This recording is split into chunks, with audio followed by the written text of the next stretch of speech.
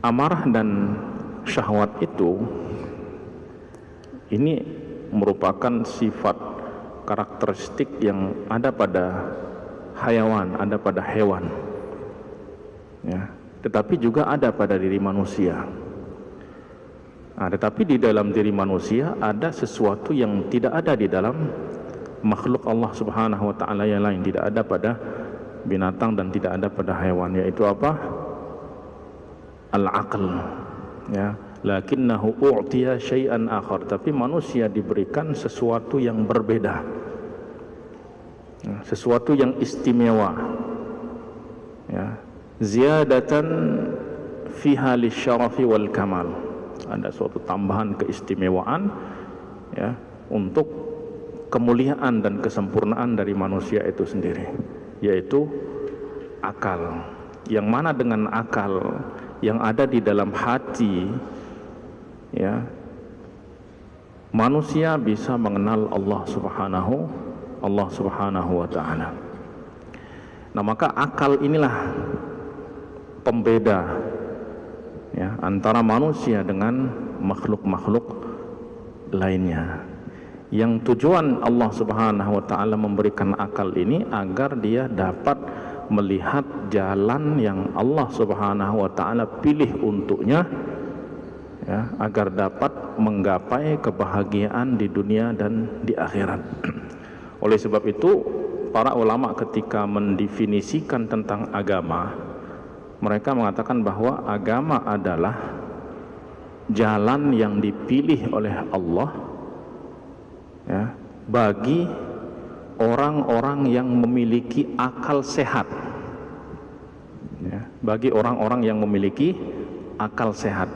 Jadi agama ini adalah jalan yang menuntun orang-orang yang memiliki akal sehat, ya, menuju kebahagiaan dunia dan akhirat, ya. Artinya banyak orang yang, artinya semua orang diberikan akal, tetapi tidak semua akal yang dimiliki orang tersebut bersifat sehat. Sebab seringkali akal itu tidak difungsikan, karena fungsi utama dari akal adalah untuk membedakan mana yang baik, mana yang buruk, mana yang bermanfaat dan mana yang tidak bermanfaat. Tetapi ketika Allah Subhanahu wa taala memberikan manusia akal, lalu dengan akal tersebut dia tidak dapat membedakan mana yang baik, mana yang buruk, mana yang bermanfaat, mana yang tidak bermanfaat, ya, maka di saat itu derajatnya turun sama seperti derajat hewan, ya. Nah, itulah sebabnya, ya, kemuliaan yang Allah Subhanahu wa taala berikan kepada manusia itu harus betul-betul dimanfaatkan, ya. Artinya apa? Akal yang sehat ini itu akan selalu membawa orang kepada jalan keselamatan, ya. Bahkan di dalam urusan dunia itu akal itu sangat diperlukan sekali. Suatu contoh,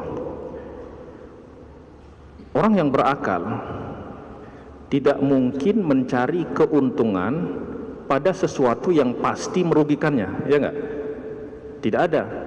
Orang kalau sudah tahu secara hitungan, ya, setelah diperhitungkan ternyata ini sesuatu yang merugikan, maka tidak mungkin dia akan mencari keuntungan pada sesuatu yang pasti merugikan.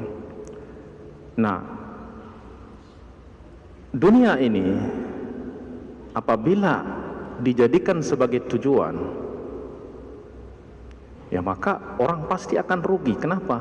Karena dunia ini akan sirna, sehingga kebahagiaan yang bersifat duniawi, kenikmatan yang bersifat duniawi, semuanya akan berakhir.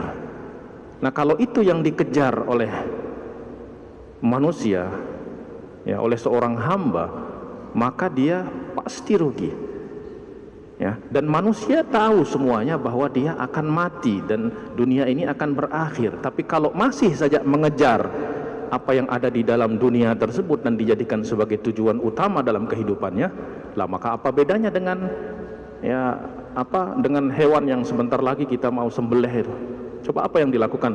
Apa yang bisa kita lihat dari kambing, dari sapi, dari unta yang mungkin beberapa hari lagi akan disembelih itu. Lihat, kita berikan makan, kemudian kita asah pisau di sampingnya untuk menyembelihnya, dia tetap aja asik untuk makan. Ya.